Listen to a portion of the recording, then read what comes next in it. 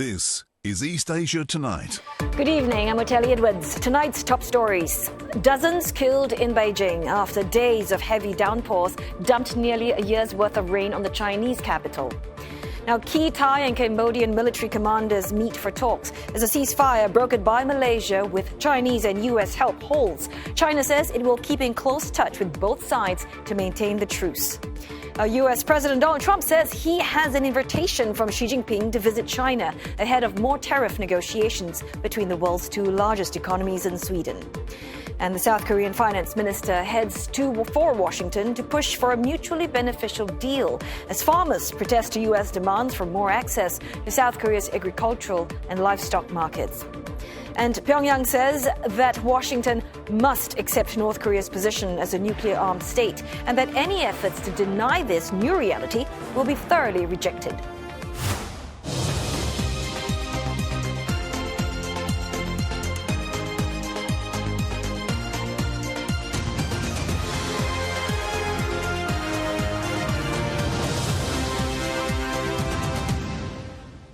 Also in East Asia tonight, robots that can throw a punch and get back up, or play a game of mahjong. China's latest robotics advancements on full display.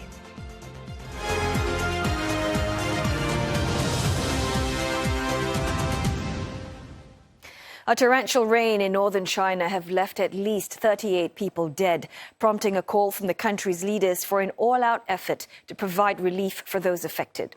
A Chinese state media reporting that most of the casualties were from the mountainous Miyun district, northeast of Beijing. Flash floods and landslides have forced thousands to evacuate. In the surrounding Hebei province, 8 people were confirmed dead in a landslide in Luanping County. Authorities have lifted rainstorm warnings for Beijing and Tianjin, although scattered thunderstorms are expected to persist through the evening. Well, the region has been hit by heavy rains over the past week as part of the East Asian monsoon, which is expected to last until September. Yesterday, Chinese President Xi Jinping ordered an all-out search and rescue effort for those affected. For more on the deluge, we are joined now by CNA's Tan Sihui in Beijing. Sihui, I believe that you're speaking to us from Miyun district, which is one of the most heavily affected areas. Just how bad is it? Well, Miyun is the most northern part of Beijing, and as you said, it is one of those most badly hit areas of Beijing. 28 people dead. We took about a 1.5 hours drive to get here from the city center, and when we came over here, this entire area, many places were cordoned off, especially those areas that were most badly hit, and then finally we arrived here. Now, the deluge of the rain had begun at around 8 p.m. last night, 10 p.m. to about 12 a.m. That was when there was the highest precipitation of rain. And what you see behind me, this is what is left of that devastation. At around 2 a.m., the owner of that car, he had driven into this pool of water. He said he didn't know there was a pool of water here, and he drove right into it. And he said he got out of the car only after emergency services had rescued him. I spoke with him, and this was what he had to say. 保险来拖车来救援，要等它水位下去之后才可以。那现在你感受是如何呢？无语，无语，就是无语。我就是有点搞不懂，听他当地的村民讲，前天就这里开始积水了，为什么没人把路封了？ 就是这样的。再加上我们对这边一点都不熟，如果知道的话，肯定是不会往下面冲的。 And when we arrived here, this is Sin An Zhuang. It is a village. When we arrived here, many of the villagers were leaving, and it wasn't because their houses were affected. A lot of them, their houses were still intact. It was because their power as well as their water supplies have been cut off, and it is so that there won't be further damage to their houses. I spoke to some of them. They appeared really solemn and upset that this had happened, but they were moving out of this area and to the city center of Miyun, where there will be a temporary shelter for them. I asked them, how long do you think you'll be put up over there? And they're unsure of how long they will be there. Some of them were taking out supplies and hoping to ensuring that these supplies would last them for perhaps maybe a week. And this was what they had to say. 不上是进水了嘛，停水停电了，我们就撤走了。然后你们就会去哪里呢？我们城里头，城里头找地儿住去了。这临时有一个住所是吧？没有租上的吧？哦，那你要带走什么呢？把冰箱的东西带走啊。把这收拾下来。非常难受，因为我就是这个家土生土长的，我就是在这儿，然后就是感觉特别痛心，而且就是看到我们那个，我不知道您上那边去吗？我们就是土生土长的地儿，成了汪洋大海，就感觉无比的痛心，特别的难受。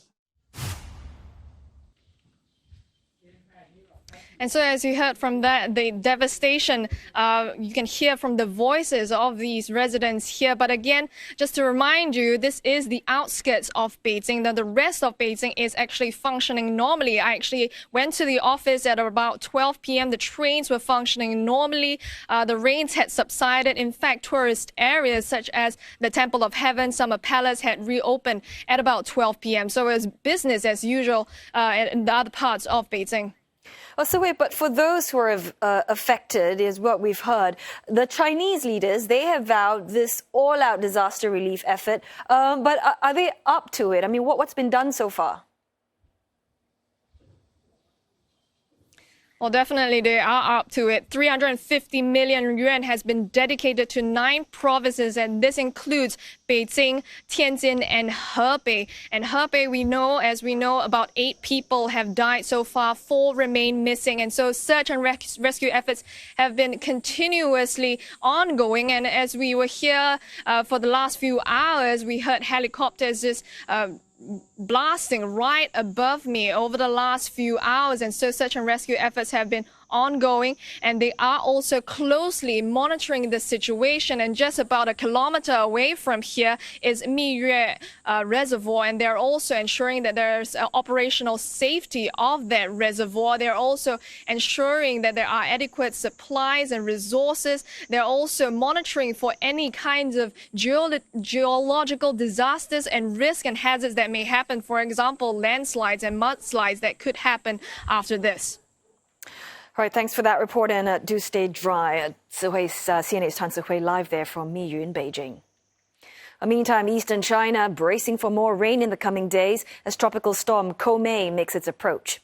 It is expected to strengthen and could make landfall as early as Wednesday. Ahead of Komei's arrival, Chinese authorities have activated a level 4 emergency response for flood and typhoon threats in Shanghai and the neighboring provinces of Jiangsu and Zhejiang. A torrential downpours today triggered flooding across parts of southern Hong Kong, prompting authorities to issue the highest level black rainstorm alert as hourly rainfall surpassed 100 millimeters at its peak. Now, intense rains cascading down the island's hilly terrain even led to a flash waterfall right next to a road. Now, authorities have deployed more than 120 emergency teams to inspect some 240 flood-prone zones. The rainstorm alert has since been lifted as conditions improve, but a landslip advisory remains in effect. Now, heavy rainfall also lashing central and southern Taiwan. Schools have been shut and some 3,000 people were forced to evacuate. Floodwaters have swamped homes and even farmland, with farmers assessing damage to crops and livestock. In some areas, pigs, as you can see, seen swimming to escape submerged enclosures. Authorities say at least 9 people were injured and dozens had to be rescued from flooded buildings and cars. They warn if intense rainfall of up to 90 centimeters in the coming days in mountainous areas, as well as more flooding and landslides. And we have more climate-related coverage across CNA platforms. Do catch our podcast Climate Conversations on our website, mobile app, and on Spotify, Apple, and YouTube. A ceasefire between Thailand and Cambodia appears to be holding, with military commanders from both sides having met for talks. And that's despite earlier Thai accusations of truce violations by Cambodia, which Phnom Penh rejects. China says it will keep close contact with both Thailand and Cambodia to help maintain the ceasefire. 作为柬埔寨和泰国的朋友和近邻，中方将同柬泰等各方保持密切沟通，根据柬泰双方意愿，继续以自己的方式做工作，为巩固停火共识发挥建设性作用。 Right, our correspondents on both sides of the border join us live now. We've got Jack Bord in Thailand's Surin province and Leong Wai Kit in Oda Minche in Cambodia. Well, first to you, Jack. Tell us more about the details from the Thai side of ceasefire violations committed by Cambodia. That was the update that we received early this morning from the Royal Thai Army of this alleged violation of the ceasefire that had so assertively been decided upon in Malaysia yesterday. Now, this statement expressed great regret that after midnight, beyond midnight, the time when military clashes were meant to have stopped, that the Thai side had detected Cambodian incursions and attacks in multiple locations within Thai territory. Now, the comments that then followed from Cambodia were quite contrary to what had been released from the Thai side. They said that no ceasefire had been broken, no clashes had occurred, so we're left somewhat unclear about what has actually occurred in the early hours of this morning. The report of the violence had been around the Priya Vihir temple complex, which is to the east of here. We know that that has been a historical flashpoint location between these two countries. But following that, following those two contradictory statements, we did have the planned meetings between the military commanders from various different regions meeting with each other to kind of thrash out the details of what this ceasefire would look like. And seemingly since then, peace has prevailed along the disputed border territories. I've spent the day in Surin province, moving up to as close as about 2 kilometres from the border, close to one of what is normally a very busy checkpoint border crossing between the two countries. It was eerily calm there today. The roads were completely empty, the markets were closed, shops closed, people were not there, and I think that reflects some of the fear of local people here who have yet to return home. And I should note tonight that the Ministry of Interior has told people to stay away from their homes until the coast is clear. All right, thanks for that, Jack. Perhaps we can get a clearer picture of things from Wai Kit. Walk us through Cambodia's response to, Thailand's accusation that it actually violated the truce. Yeah, let's start with this big picture reaction. Cambodia has firmly rejected Thailand's accusations. It says it is firmly committed to this peace and truce that was discussed in Kuala Lumpur. That came from the Cambodian Defense Ministry. Now, earlier, I was behind me, beyond the red roof. You may not be able to see there's a body of water. It's like a moat. For the first time in perhaps 5 days, Cambodians are able to match this tranquil scenery with a sense of calm, because people have been telling me at this time of the day, if not for the truce, they'll be hearing at random times of the day very, very loud sounds of bomb blasts. And this is about, say, 20 to 30 kilometers from the nearest fighting areas. They say that the sound is so loud that it is as if a bomb had just dropped at their doorstep. The vibrations can be very strong. I was just talking to the owner, or rather the staff of the guest house where I'm at. The vibrations had caused the window pane and the glass to shatter as a result of that. Now, I mentioned this moat.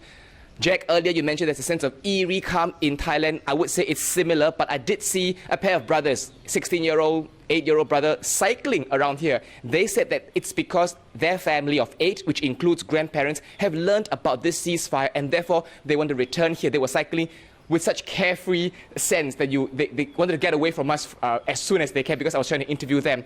Earlier this morning also, I was speaking with random villagers and I asked them whether or not they know about the ceasefire. Not all of them know, but they all said the same thing, that at about 11:40 p.m. they still heard loud fighting, but from 12 a.m. On Tuesday all the way till now, it's been very quiet. But one thing is very sure. As I was about to walk away from one of the women, she called me back and said, look, at the end of the day, we want peace. I've also been hearing that people who are at relief centers are now expressing their wish to return home because of this ceasefire.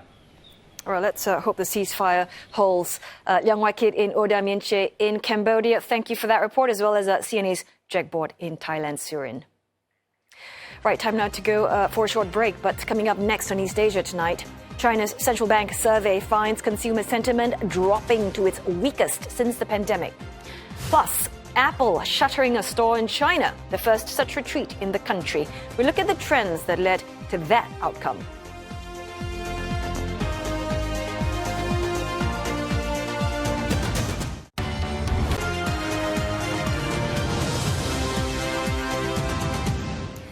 Hello again. Time now for some business news on East Asia tonight. Chinese households became more pessimistic last quarter, and their view of the jobs market has fallen to the worst ever.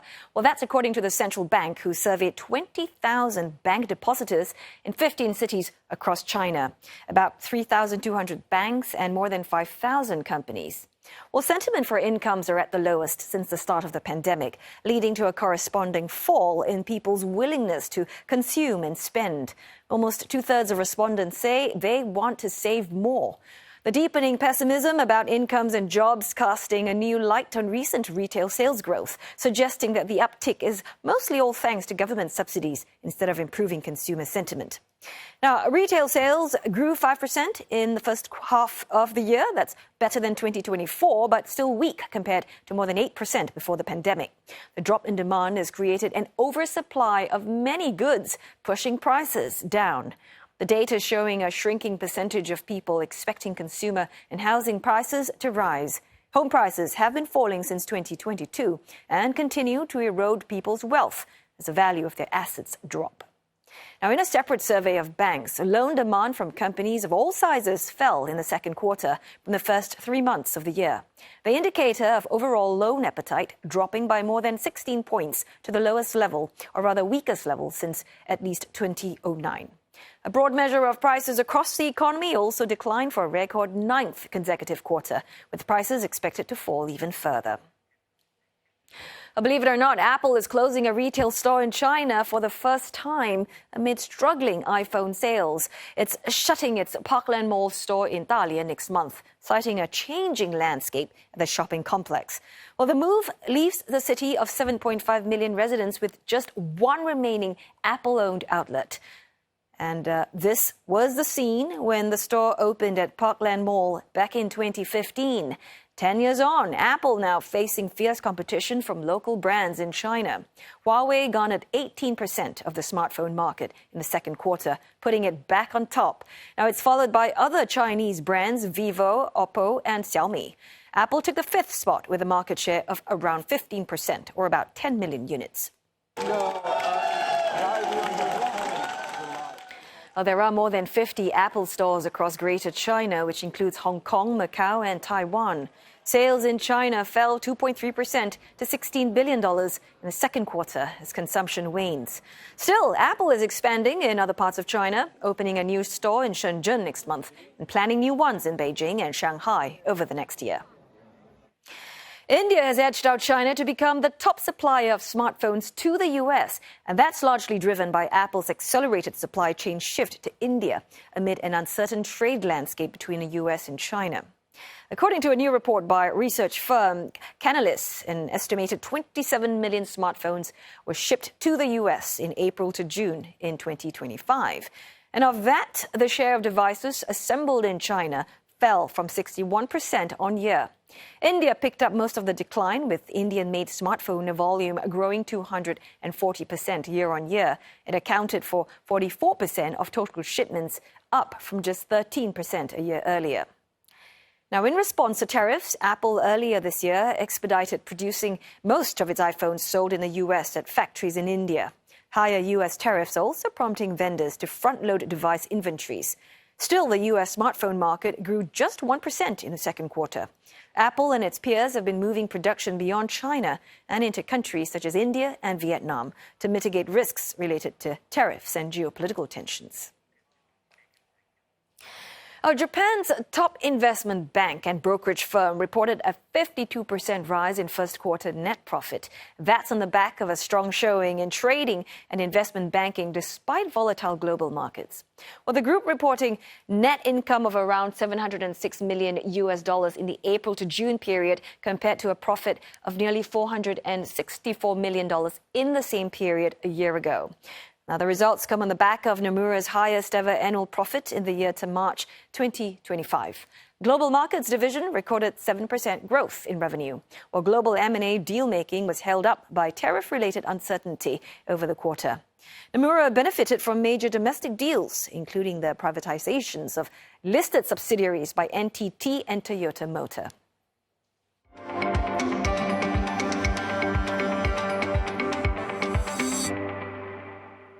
Global uncertainty continues over trade as U.S. President Donald Trump is threatening to double the baseline tariff rate to between 15% and 20% from the 10% he set in April. He's putting countries that have not struck trade deals with Washington on notice, saying they will have to pay to do business in the U.S. In his words, I just want to be nice. So where does that leave countries in Asia that have yet to secure an agreement with the U.S.? Nick Harper explains. Well, I would imagine scrambling. Donald Trump is saying that the US doesn't need any more deals, but many Asian countries will be looking at this new 15 to 20% threat and think perhaps it's time to do a deal and do a deal fast. And in many ways, that is exactly what Donald Trump wants. This is a pressure tactic to try and force countries into doing a deal before that August 1st deadline on Friday. Perhaps let's just run through where we are at in terms of the deals and possible tariffs for some of the big Asian nations. Thailand and Cambodia. You may remember over the weekend, Donald Trump threatened not to do a deal with either country if the fighting between those two countries continued. We now have a ceasefire, but there's no word if Donald Trump will push ahead with a deal with either country. If there is no deal, they will face a 36% tariff come Friday. Malaysia and South Korea still trying to work through various negotiations. They're facing a 25% tariff on Friday. Singapore and Australia, both of them are currently already paying the 10% baseline tariff rate. That's already in effect. But of course, if that increases to 15 or 20%, they could see that as much as double. There have been some trade deals done. There's only about 6 in total, 4 of them throughout Asia. We've seen Vietnam, Indonesia and the Philippines all do deals. In the last week, Japan as well, one of the largest, the second largest after the European Union deal. There are still some differences of interpretation. We know there will be a 15% tariff rate now as a result of that deal for Japanese goods entering the US. But Japan also promised to make a $550 billion investment.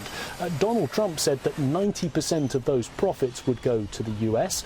Japan was hoping for a 50-50 split, and also Japan is saying that really only about 1 to 2% of that overall $550 billion figure will actually be an investment. The vast majority will come in the form of loans and other things. But still, definitely, other Asian nations trying to do those last-minute deals and knowing that now they really only have a couple of days left to try and get something done before Friday. All right, breaks up next, but coming up on East Asia tonight, China and U.S. trade negotiators meet for a second day of talks in Sweden to resolve long-standing disputes and have fueled an ongoing trade war. What can they achieve? Well, we'll be speaking with an expert from Hutong Research in just a moment. And South Korea's finance minister says he wants a mutually beneficial trade agreement with the U.S. The pressure is on for Seoul to close a deal before Friday's deadline.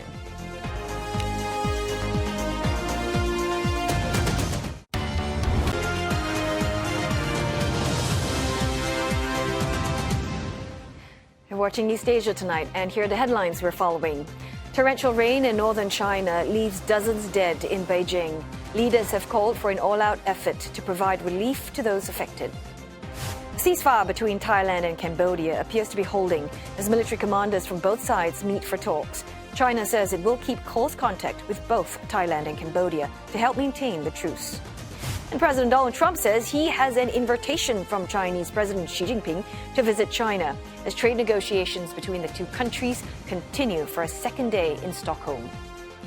But the American leader insists he is not seeking a summit with President Xi, and that while he may go to China, it would only be at the invitation of his Chinese counterpart, which has been extended. The Chinese Foreign Ministry, when asked to confirm the invitation, simply told reporters to refer to previous handouts. Now in Stockholm, negotiators from both sides, led by Chinese Vice Premier He Lifeng and U.S. Treasury Secretary Scott Bessent, are now in discussions for a second day after speaking for more than 5 hours yesterday. Well, neither countries have offered any concrete details on their progress. The meeting comes at a critical time with just 2 weeks left in their temporary tariff truce. All right, for more, we are joined now by CNA's Deborah Wong, live from Shenzhen, and we also have with us Guo Shan, partner at Hutong Research, speaking to us from Shanghai. Welcome, ladies. First, over to you, Deborah. Let's talk about some of the key outcomes that we can expect from this meeting. Well, I think the main goal right now is to watch out for any, confirmation of a tariff truce extension. We've seen reports from the SCMP about potentially a 90-day extension, but it's not been confirmed by either party yet. So we have to watch this space. And if it does really come up, what kind of conditions are attached to that deal? Now, U.S. Trade Representative Jameson Greer did say going to the meeting that he doesn't expect to see any major breakthroughs this meeting, but more of a checking in to see whether the requirements of the deal, the implementation of the deals in the last two meetings have turned out. There was some progress recently. We know that, on the U.S. side, they've resumed exports of the NVIDIA AI chips to China. For China, they've also reviewed some exports of rare earths to the U.S. Now, Trump also this weekend repeated his stance that he'll be making deals with China if they open up the economy of the country to the U.S. And China has said on their part that it will only agree to any trade deals, if it serves their interests and that it aligns with the World Trade Order, with the World Trade rules. But one thing we both know that both sides at least agree on really is for China to pivot away from very heavy state-led subsidies that has flooded the world market with cheap Chinese goods. We know that China has been clamping down on the price war, on excessive competition, and is also reviewing a price law to tackle that potential that potential issue. So that is supposedly some progress that we could potentially look at. All right, let's bring you in to the conversation now, Shan. We know that the U.S., they're coming into these talks after what they call so-called successful deals with EU as well as some of these other Asian countries. But how do you see that influencing this week's meeting, and bearing in mind that this August 12th deadline is just around the corner? Yeah. So I do think that extension is possible, as we heard repeatedly from the U.S. And also, if we look at the business sentiment, they are thinking that the 30% is already quite high, and they do not want the tariffs to go higher. So there is expectation for the tariff truce to extend for another at least 3 months. And I think from Beijing side, when looking at the other deals, it will likely seek to lower tariffs further. Although we say that the U.S. China probably struck one of the first to choose, like in Geneva in May and then in London. But if you look at the current tariff rates with other countries, it's all lower than China. So Beijing will likely seek lower tariffs. And if you look at the bargaining chips on the table, the U.S. has mentioned export control, has mentioned fentanyl, and all of these issues, China are addressing them. So there is a good reason for China to expect a negotiation to seek lower tariffs, though it's up to question whether that is and something that we can actually see. Shan, I want to jump in here real quick. You talked about fentanyl issues, but that's something that the U.S. has also trying to push China on for some time now. Besides that, we're also looking at, the U.S. pressing China to stop buying Russian and Iranian oil. And we're also hearing reports that, this week there could be some planned bills in the U.S. to really clamp down on human rights and security issues in China. So do you think all these things combined together could impact the progress of the talks?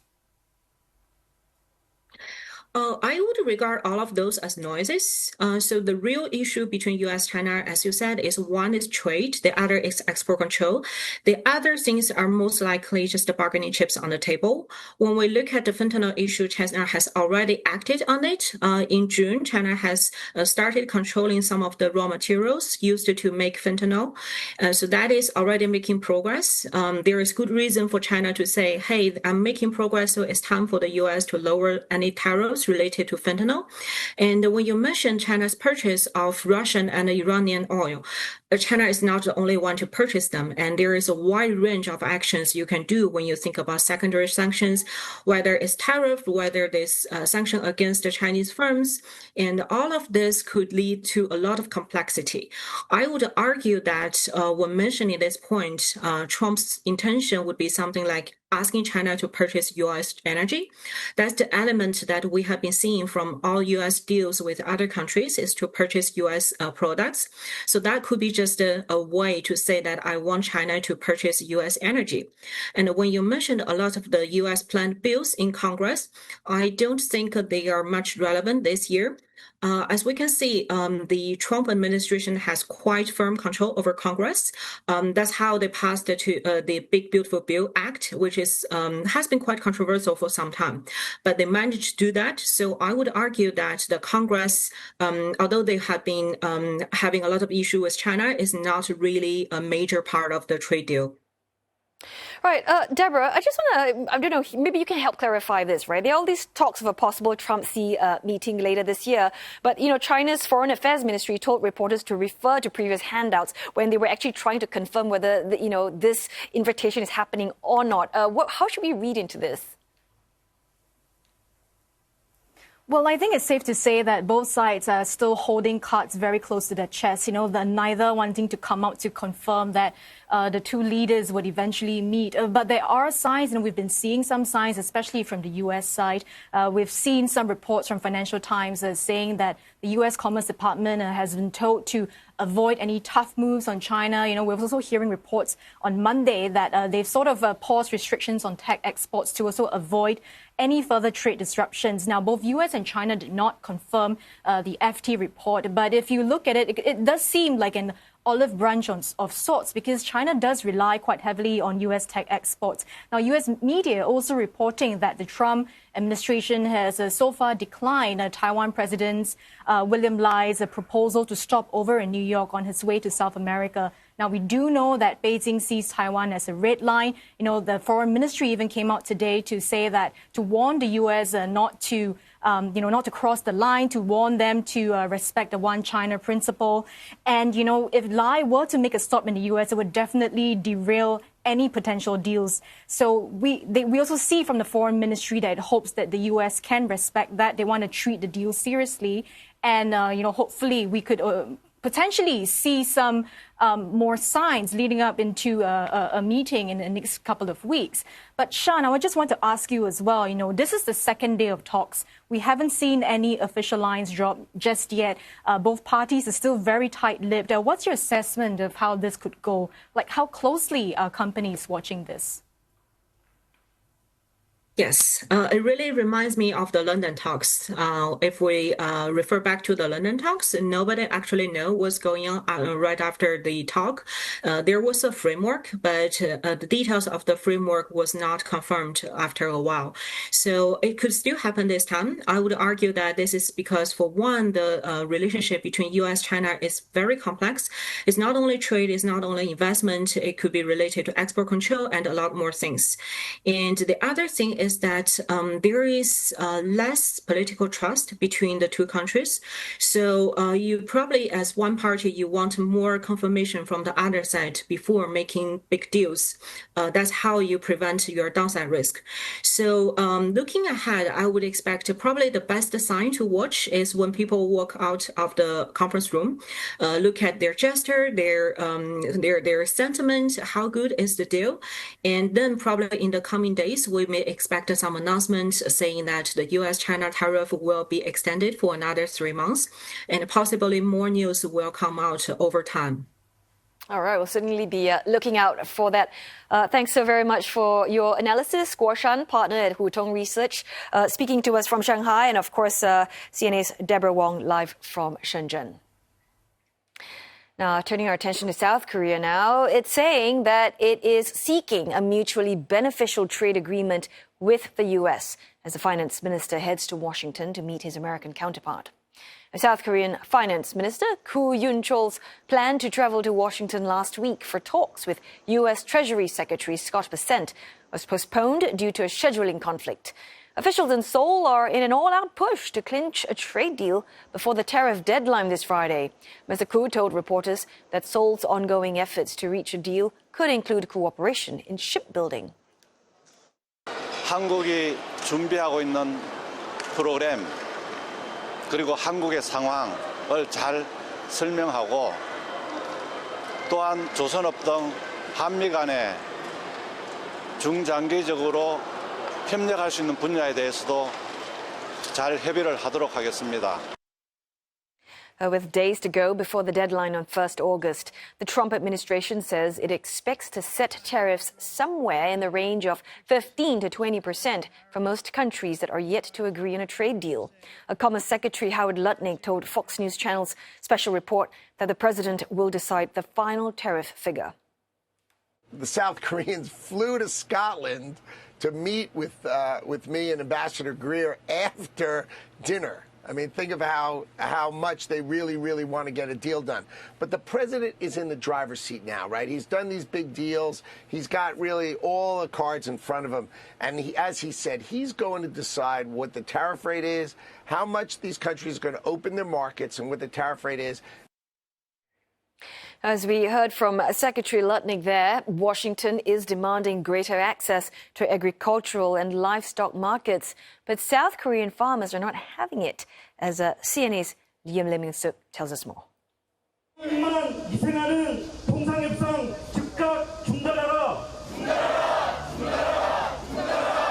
Stop all talks that only call for the sacrifice of farmers.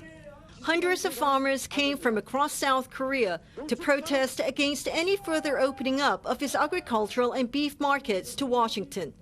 They warned of more rallies ahead of the August 1st deadline if their demands are not met. 한국 사과는 안 그래도 지금 냉해 피해, 이 더해서 지금 그 일소 피해가 심한데도 불구하고 이 미국산 사과가 들어온다 해서 저희들은 그걸 막기 위해서 이렇게 시골에서 서울까지 사기 위해서 이렇게 데모를 하고 있는 중입니다. 전 세계적으로 하니까 최대한 좀 약하게 할 수 있는 방법으로 했으면 좋겠어요. 뭐 안 할 수는 없잖아요. 대통령님이 좀 강력하게 해야 되는데 지금 뭐 미국에서 너무 강력하게 나오다 보니까 뭐 우리나라가 더 적게 하면 좋은데 그게 될런지는 모르겠네요. A small group of farmers also gathered outside the U.S. Embassy in downtown Seoul on Monday morning, demanding that Washington halt pressure on South Korea to open up its markets.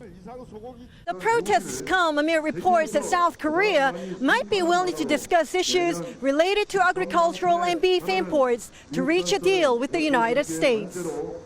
Farmers here in Gyeongju are especially anxious as tariff talks continue. The area, about 320 kilometers southeast of Seoul, is one of the country's top producers of hanwoo, premium domestic beef, which is typically more expensive than imports. 관세 협정을 하든지 어떻게 하든지 간에 한우 농가를 보호하고 또 수입도 하고 서로 상방간에 조언을 할 수 있는 방법이 있으면 좋은데 그거를 그렇지 않냐고 일방적으로 들어온다는 거는 소고기 사먹는 사람은 조금 흐른 거 사먹는 몰라도 생산 농가는 실제로 어렵거든요. He says one way to help farmers is to lower fodder costs, which are too high in South Korea. 우리가 외국 거는 무조건 반대 하는데 어쩔 수 없는 거로 생각은 하고 있어요. 농가에 실용적으로 할 수 있는 방법은 정부에서 세제 혜택이나 뭐 이렇게 지원해주면 좋겠다 싶어요. 그게 되면은 우리 한우 농가도 살아남을 수 있는 방향은 얼마든지 있어요. U.S. interest groups are calling on South Korea to further open up its beef market. Currently, Seoul bans imports of American beef from cattle that's more than 30 months old. This was part of an agreement inked in 2008 when fears of a mad cow disease swept through the country. The clock is ticking for South Korea as the August 1st deadline approaches. Many will be watching the results of the planned bilateral meetings scheduled in Washington later this week. Lim Yeon-suk, CNA, Seoul. The Singapore Deputy Prime Minister Gan Kim-yong says that the United States is not in a mood to discuss any reduction to the baseline tariff imposed on the country. But he says that Singapore is still open to negotiations. Mr. Gan, who is also the Trade and Industry Minister, was speaking at the closing dialogue of the IPS-SBF conference. Now, his comments come after a week-long trip to the U.S. for trade talks. We also wanted to know whether the baseline tariff will stay at 10% or will it be higher or lower. And the answer was non-committal. And they are still reviewing the tariff, and in time to come, they will make the appropriate announcement. So we just have to wait and see. I think there's significant uncertainties. I did not have a chance to meet the Secretary Lutnick, and therefore we didn't go into details of negotiation on the pharmaceutical tariffs. And I think the administration's focus now is to finish the negotiation of reciprocal tariffs. So after that, then they will start to engage countries on specific sectoral tariffs like pharmaceuticals or semiconductors. Time now for another short break, but coming up next on East Asia tonight, North Korea dismisses U.S. plans to resume denuclearization talks as it stresses that the reality has changed. And China's latest robotics advancements on full display at an artificial intelligence conference in Shanghai.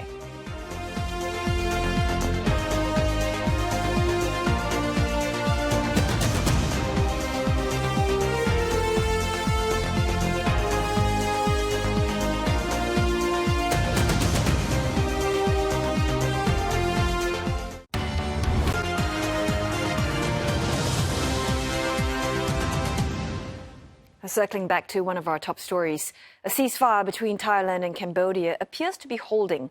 The fragile truce has raised hopes for thousands that were displaced. More than 135,000 Cambodians have fled their homes since clashes erupted. Many are now sheltering in relief camps. Among them is the largest site in Oda Mienche province. CNA's Liang Wai-kit has this report. Every effort counts, whether it's the little ones pitching in or volunteers distributing food.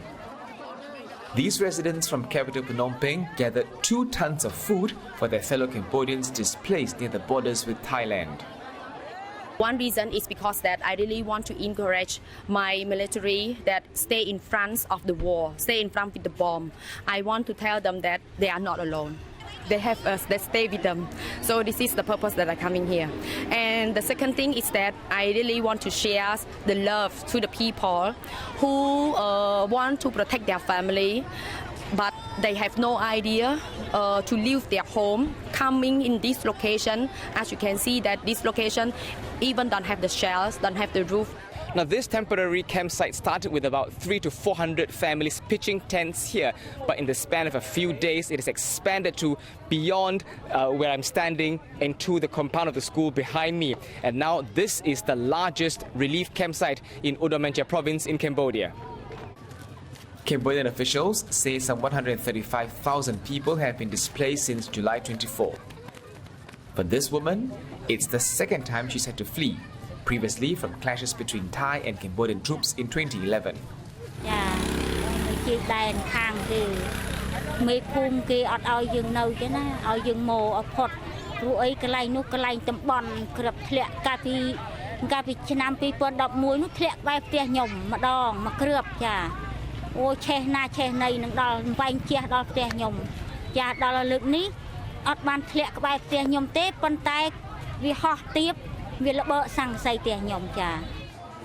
Meanwhile, Cambodian authorities are working to keep people safe, with makeshift medical facilities to security on the ground.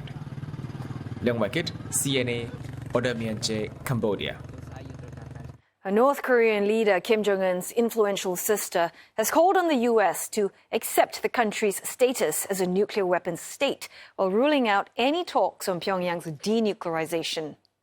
Kim Yo Jong, according to state media KCNA, says no future dialogue between the U.S. and the North would end Pyongyang's nuclear program. She also described the relationship between her brother and U.S. President Donald Trump as being, quote, not bad, but warned that any attempts at using personal relations to advance denuclearization would be interpreted as mockery. Now, Ms. Kim's remarks follow Mr. Trump's alleged openness to re-engage with the North Korean leader. The U.S. leader held 3 in-person summits with Kim Jong-un during his first term as president.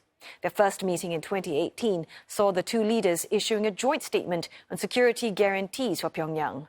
But subsequent talks in Vietnam and at the inter-Korean border in 2019 broke down amid disagreements over the North's demands to remove international sanctions.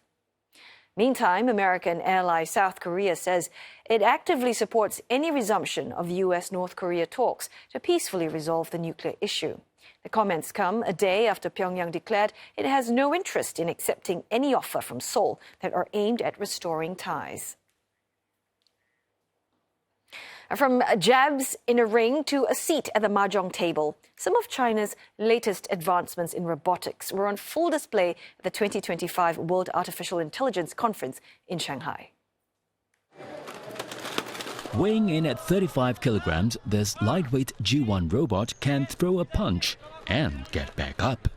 Developed by the Chinese robotics firm Unitree, the bot is remotely controlled by operators outside the ring. Various detection sensors on the bot allow it to perform a wide range of human-like combat skills, demonstrating its power, agility, and strong balance. Unitree's marketing director Huang Jiawei said the robots have learned a series of commands with their arms and legs, including blocking punches. 现阶段我们使用的是遥操控的一个技术，所以说其实想更多是让用户能够体验到就是人与人之间的一个格斗的一个竞技感，所以说我们也是人为遥控的一个方式。那未来的话，其实我们整一个底层逻辑是通过不同的赛事以及不同的展示的运动能力来提升我整个产品的运动能力，然后提高我的硬件可靠性。 Elsewhere at the conference, a battle of a different kind is taking place. The Psy R1 is a mahjong playing bot that can make decisions based on incomplete information on the table and unpredictable human actions. Chen Yuanpei, co-founder of Psybot, said that as the tech progresses and the time it takes for the bot to make a move decreases, it should feel closer to playing with a real human. 但是最难的话呢，其实就还是我刚刚说那个，就是怎么把麻将的知识也融入到模型里面去。这个其实一般公司或者一般算法其实是很难做到的，就必须要因为我们的团队在大模型的后训练啊，包括强化学习领域就是积累比较多嘛。This year's conference featured work from over 800 tech giants and entrepreneurs. I hope you've enjoyed Tuesday's edition of East Asia Tonight. Don't forget your headlines anytime at cna.asia. And you can also find us on Facebook and YouTube. Thanks for your company.